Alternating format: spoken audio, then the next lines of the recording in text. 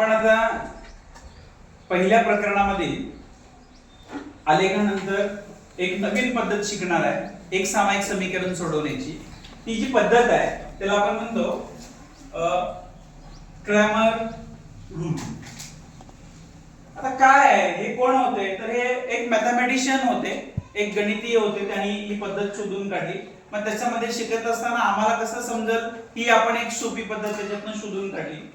तर ही दोन एक सामायिक समीकरण आहेत, आपण याला टू व्हेरिएबल इक्वेशन्स म्हणतो, जी मगाशी आपण आलेखाच्या पद्धतीने सोडवलेले आहेत।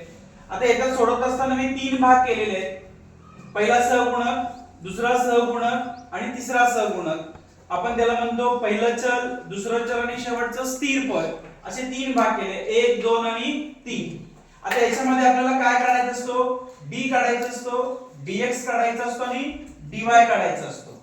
आता d म्हणजे काय, dx म्हणजे काय आणि dy म्हणजे काय ते तुम्हाला हळूहळू समजेल। या ठिकाणी आपल्याला सोडवण्यासाठी एक सोपी पद्धत म्हणजे मी अशा तीन उभ्या रेषा मारल्या तर इथे लिहिले 1 2 आणि 3। याला मी म्हणतो यात पहिले दोन सहगुणक एकत्र घेणे म्हणजे 1 आणि 2 म्हणजे 12, त्याच्यानंतर दुसरे 3 आणि 2 म्हणजे 32, त्याच्यावरून dx काढतो आणि शेवटचा dy म्हणजे 1 आणि 3 म्हणजे 13। अशा पद्धतीने सहगुणक घेण्यासाठी मांडणी केलेली आहे। पहिले मी सहगुणक घेतले, या x चा काही नाही म्हणजे सहगुणक 1 आहे, याचा 5 आहे तो घेतला, या y चा सहगुणक वजा चिन्ह असल्यामुळे वजा 1 आला आणि याचा वजा 3 आला। इथं आपण तिरकस गुणाकार करतो आणि तिरकस गुणाकार केल्यानंतर या ठिकाणी याचं उत्तर आलं, d ची किंमत आली 2।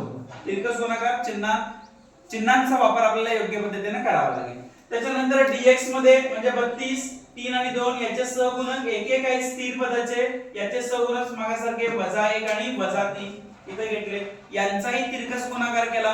इथे आपण वजा चिन्ह योग्य पद्धतीने वापरणं खूप गरजेचं आहे। तिरकस गुणाकार करून त्यांच्यामध्ये आपण वजाबाकी करतो, हे महत्त्वाचं आहे। आता वजाबाकी केली आणि इथे उत्तर dx किती आलं, वजा 2 आलं। त्याच पद्धतीने आपण तिसरी गोष्ट 13 म्हणजे dy काढला, तर या ठिकाणी स्थिर पद 1 1 आहे आणि या ठिकाणी याचे सहगुणक 1 आणि 5 आलेले आहेत, त्याचाही तिरकस गुणाकार केला, त्याचं उत्तर आलं वजा 4। d 2 मिळाला, dx वजा 2 मिळाला, dy वजा 4 मिळाला। आपल्याला तर x आणि y च्या किमती काढायच्या आहेत, म्हणून आपण या ठिकाणी x ची किंमत काढत असताना कशी काढायची, x बरोबर dx भागिले d। dx ची किंमत किती आहे, वजा 2 भागिले d ची किंमत किती आहे, 2। भागाकार केला, उत्तर किती आलं, बे के बे, एक उत्तर आलं, चिन्ह वजा आहे म्हणून इथं काय आलं, वजा चिन्ह आलं।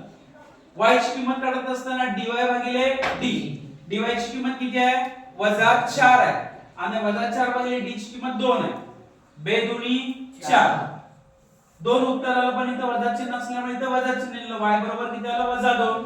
आता इथे किंमत काय आली आपली, वजा 1 वजा 2, याला आपण उकल संच म्हणतो। तो कुठल्याही या समीकरणात तुम्ही घातला तर दोन्ही बाजूंचं काय होईल, समाधान होईल। ही जी पद्धत सोडवण्याची आहे याला आपण क्रॅमर्स रूल असं म्हणतो, याच्यावरून आपण डिटर्मिनंट काढतो, त्याला निश्चयक असं म्हणतात। आलं लक्षात का?